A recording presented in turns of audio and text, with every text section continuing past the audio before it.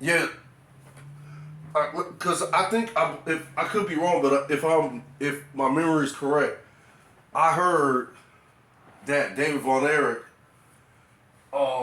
he was I want to say he was torn. Like I said again, I could be wrong. I'm trying to remember it from the documentary I watched a while back on the Von Erichs, and I'm trying to remember it as much as I can.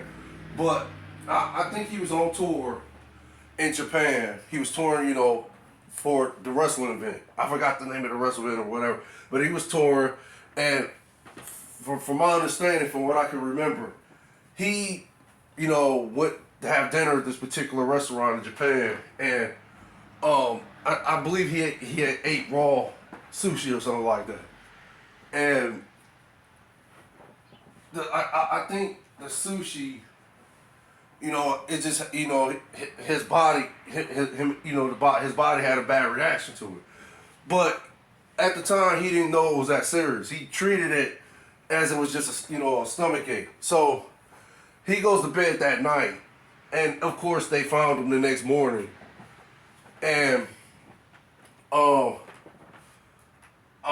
there was even some people trying to say there was a conspiracy behind it, and I guess they were trying to say that they knew he was going to be at that particular restaurant, and they, put some type of poison. Let's just go with that, poison.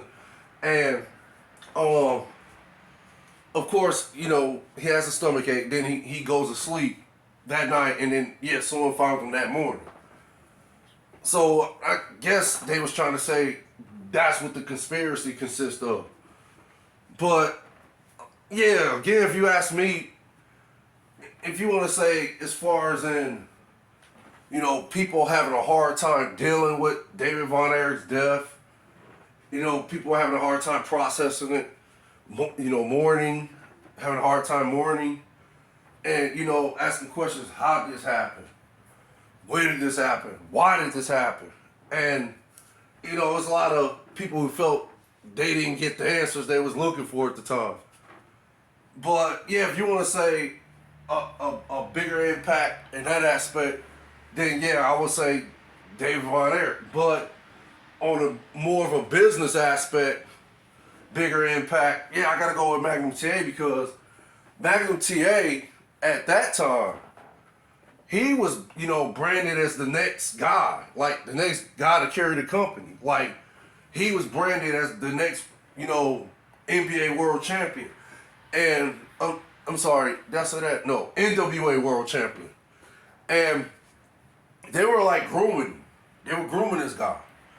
And I mean, come on. Magnum TA, let's think about that for a minute. Magnum TA. Well, why else would they call him Magnum TA? Well, who does he favor? Tom Sullivan. Okay. Oh, and also he has the look the ladies love. Big, rough, rugged, cowboy attitude.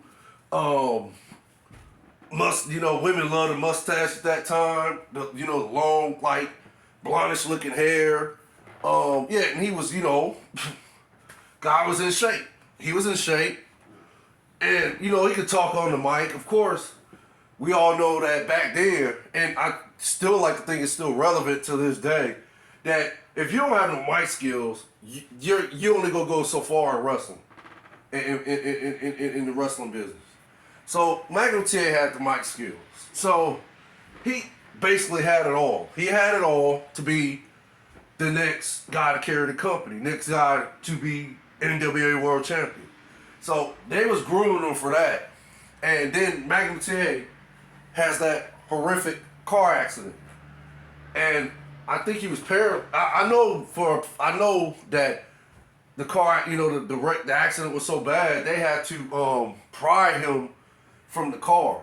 And I think he was paralyzed for like I don't know how long he was paralyzed for. But of course he eventually, was able to walk. But what happened was, he wasn't the same. He was never gonna wrestle again. So, out of respect for Magnum TA, they still did shows, events, and I think he even, was on the commentary team. here and there. And I think that was basically, was done out of respect. Because it just changed everything. It was like, it's like, didn't nobody see that coming. And then once it happened, no one was prepared for it. So now, because of Magnum TA's accident, now they got to revamp the plan and figure out who's going to be the next guy to carry the company. Now, they got to, they lost money, of course. So now they got to, tear up the original plan, which was Magnum TA being eventually being the NWA World Champion. They got to tear that plan up. And now they got to go out here and find the next guy who the ladies gonna gravitate to, who got the physique, got the mic skills, got the look, and so forth. So now they gotta, find another guy. So imagine all the money invested in Magnum TA with advertising, him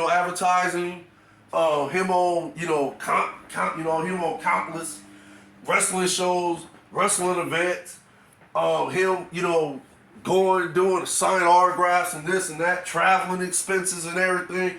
I'm pretty sure, Magnum, I can't really, give an exact number of the amount of money he was making at that time, but I'm pretty sure he was making enough money to where he had a very comfortable life. So imagine he's drawing all his money from the company, and then the car accident happens. So now they done lost all that money. So now they got to figure out how to recoup all that money. So after the accident, I guess they figured if we can put Magnum TA on these TV shows, even though he's never going to wrestle again, maybe we can recoup some of the money that we lost with this guy. And out of respect for Magnum TA. But at the end of the day, we know it's a business. And, business comes first, unfortunately, in this world. It's about money. That comes first. So anytime you're in business, you have to understand that that's what it's about, making money.